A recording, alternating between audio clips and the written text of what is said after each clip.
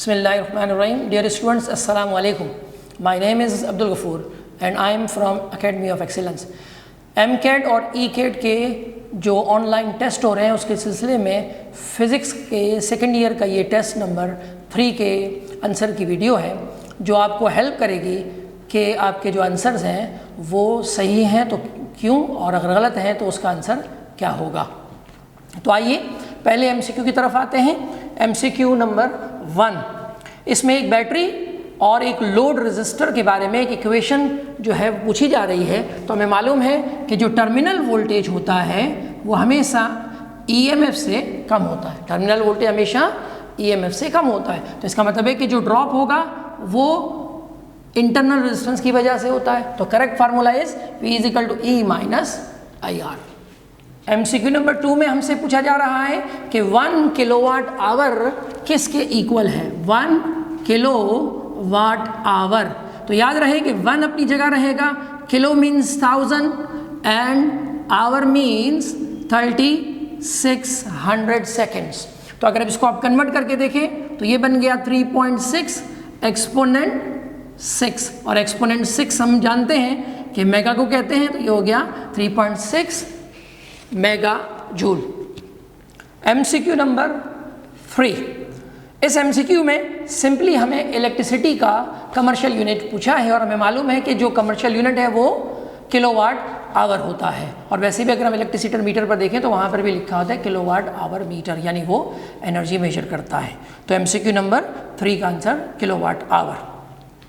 MCQ number 4 में अगर आप देखें तो एक वायर है कॉपर का, उसको हमने डिफरेंट 4 पीसेस में कट कर लिया है और पूछा जा रहा है कि उसकी रेजिस्टिविटी पे क्या इफेक्ट आता है। तो याद रहे कि रेजिस्टिविटी जो है वो सिर्फ डिपेंड करती है मटेरियल और टेम्परेचर पर, ठीक है। लिहाजा जब आप उसकी लेंथ को चेंज करें या उसकी क्रॉस सेक्शनल एरिया को चेंज करें तो रेजिस्टिविटी पे कोई फर्क नहीं आता। तो इसका आंसर है सेम।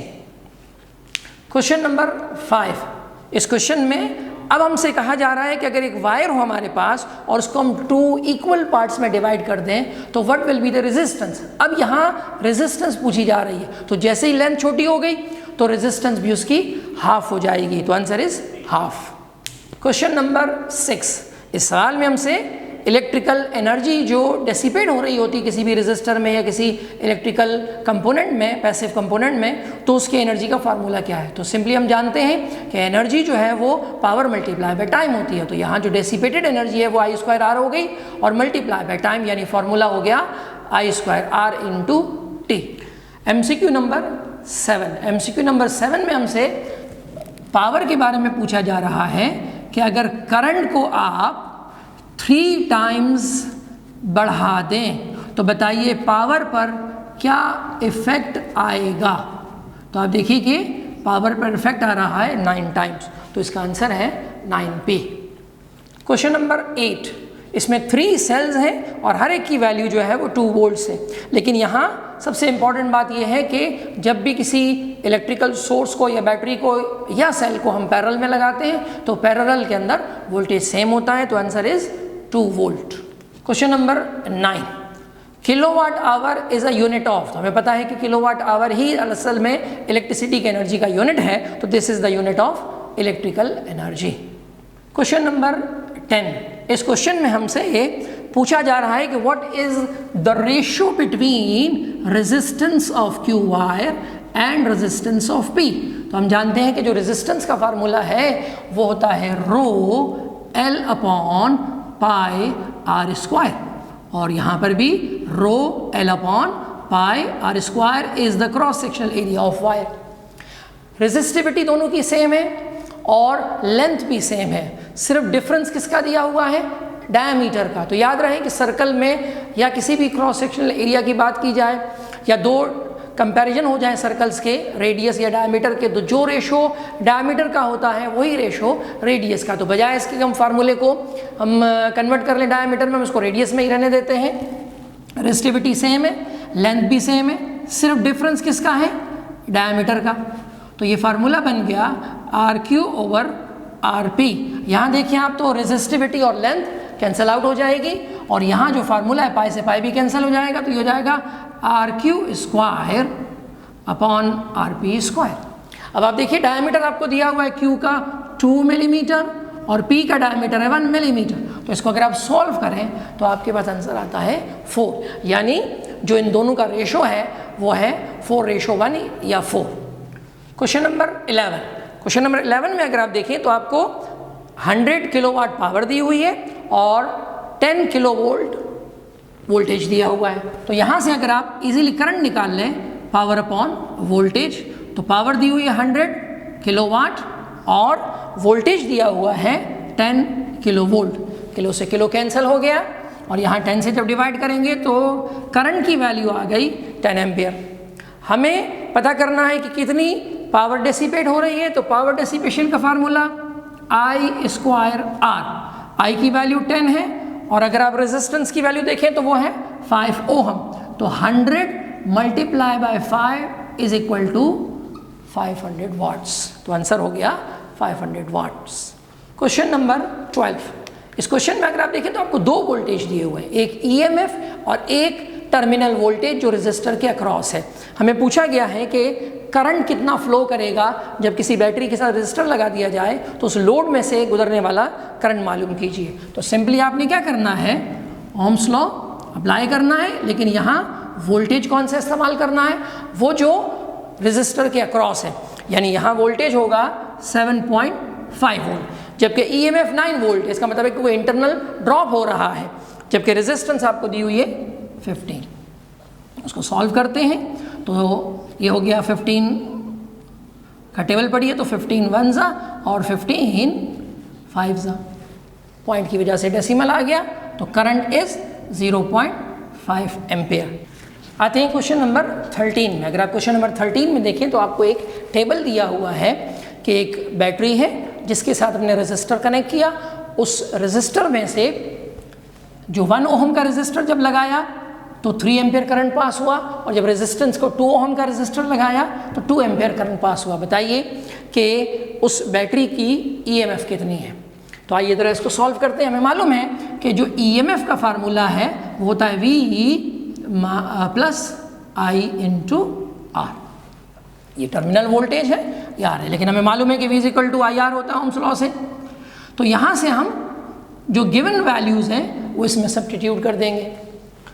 पहली इक्वेशन क्या बनेगी, तो फर्स्ट इक्वेशन हमारे पास आएगी E is equal to I की वैल्यू देखें 3 और रेजिस्टर अगर आप देखें तो 1 एम्पियर प्लस अगेन I की वैल्यू जो है वो 3 एम्पियर है और यहाँ R है। तो पहली इक्वेशन आपके पास ये आ गई। सेकेंड इक्वेशन देखें तो सेकेंड इक्वेशन में कंडीशन है हमारे पास E is equal to 2 resistor और 2 करंट है, इसका मतलब है 2 मल्टीप्लाई बाय 2 प्लस 2 करंट है तो 2 इंटू R। ये आ गए हमारे पास सेकेंड इक्वेशन। इन दोनों इक्वेशनों का अगर हम सबट्रैक्ट करें तो आप देखिए कि E जो है वो यहाँ माइनस, ये भी माइनस और ये भी माइनस, तो E में से E 0 हो गया, ये 3 है और ये 4 है तो ये हो गया -1। यहाँ अगर आप देखिए 3R और -2R तो ये हो गया प्लस का R। इट मीन्स कि आपके पास R की वैल्यू आ गई इंटरनल रेजिस्टेंस 1 ओहम। इस इंटरनल रेजिस्टेंस को अगर आप इस फॉर्मूले में सब्स्टिट्यूट करें तो E will be equal to 3 plus 3 into 1 that is 3 plus 3 यानी 6 वोल्ट। तो correct answer is 6 volt. Question number 14, अगर आप क्वेश्चन नंबर 14 में देखें तो हमारे पास एक वायर है जिसको हमने रोल करके या स्ट्रेच करके उसको लेंथ को डबल कर दिया, लेकिन सबसे इंपॉर्टेंट बात यह है कि उसका वॉल्यूम जो है वो चेंज नहीं हो रहा है। तो इसका मतलब है कि अगर हम फार्मूले की तरफ आए कि R is equal to rho L upon A, इसमें लेंथ डिपेंड कर रही है और रेजिस्टेंस डिपेंड कर रही है लेंथ के ऊपर, लेकिन क्रॉस सेक्शनल एरिया का कोई जिक्र ही नहीं है। इतना ज़रूर है कि वॉल्यूम कांस्टेंट है। तो वी नो दैट कि जो वॉल्यूम होता है वो length cross section area multiply by the length होता है। यहाँ से अगर मैं एरिया की वैल्यू निकालना चाहूँ तो मेरे पास ये एरिया की वैल्यू आ गई। इस एरिया की वैल्यू को अगर हम इस फार्मूले में सब्स्टिट्यूट करें कि L over V over L और यहाँ इस फार्मूले को रीअरेंज करें तो ये हो गया L square upon V। Resistivity material की कांस्टेंट है, वॉल्यूम कांस्टेंट है, सिर्फ लेंथ जो है वो क्या हो गई, डबल हो गई। तो अगर मैं लेंथ को सिर्फ सब्स्टिट्यूट करके बाकियों को कांस्टेंट रख दूं तो फिर ये आंसर आ गया 4, यानी उसकी रेजिस्टेंस 4 टाइम्स इंक्रीज कर जाएगी। Question number 15।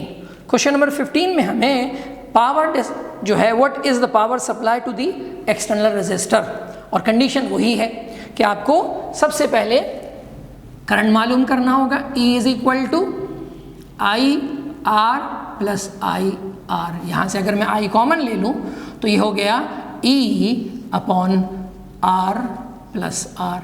ठीक है, I कॉमन निकालने के बाद यहाँ रखा, बाकी दोनों को हम नीचे ले गए।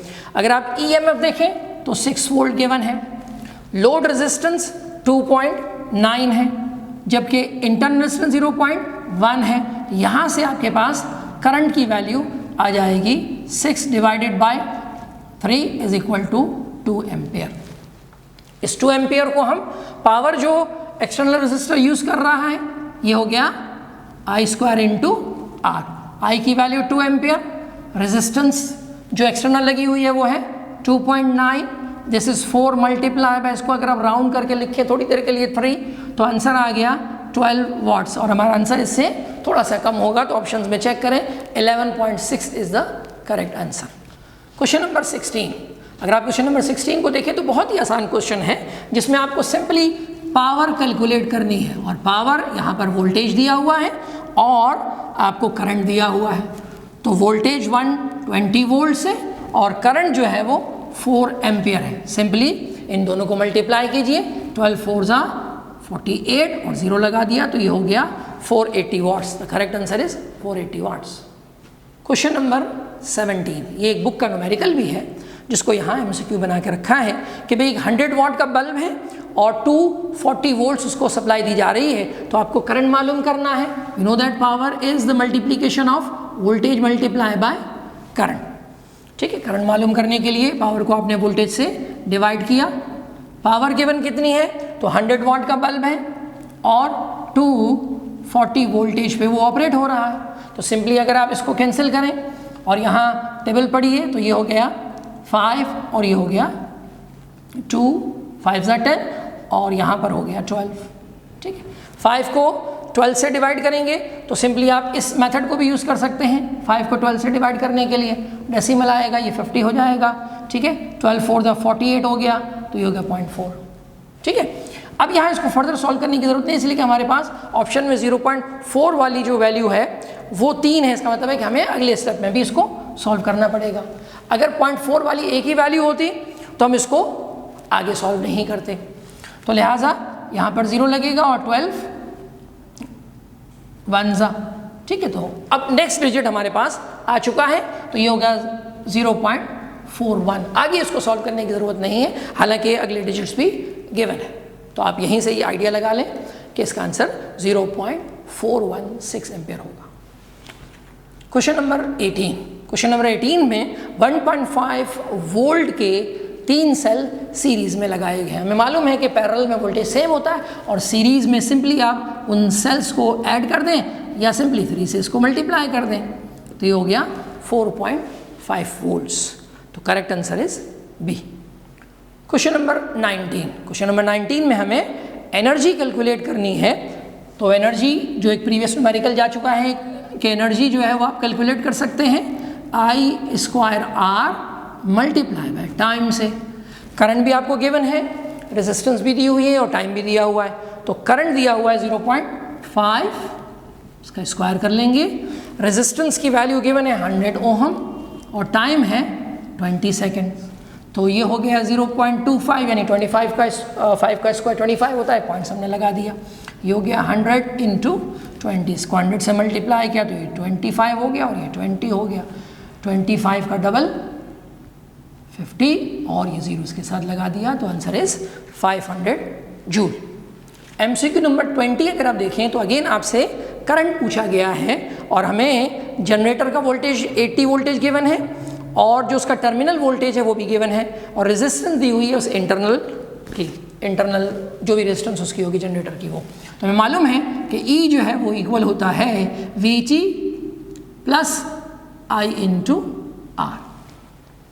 और अगर मुझे करंट मालूम करना है तो E minus V is equal to I into R. Internal resistances को हम डिवाइड कर देंगे तो हमारे पास करंट का फार्मूला बन गया। वोल्टेज आपको गिवन है 80 volt, this is the EMF generated by the generator, और जो टर्मिनल वोल्टेज है वो है 75, जबकि इंटरनल रेजिस्टेंस कितनी गिवन है 0.04 ओहम। सिंपली इसको माइनस कीजिए तो ये हो गया 5, और इसके डेसिमल पॉइंट को अगर हम हटाएंगे तो ये हो गया 500 डिवाइडेड बाय 4। किसी भी नंबर को 4 से डिवाइड करने का मतलब होता है उसको ट्वाइस हाफ कर दीजिए, तो 500 का हाफ 250 और 250 का हाफ 125, तो आंसर इज 125 एम्पियर। तो ये थे आज के MCQ के आंसर और उनकी डिटेल। उम्मीद है कि अगले टेस्ट में भी आप अच्छा स्कोर करेंगे। Thank you very much.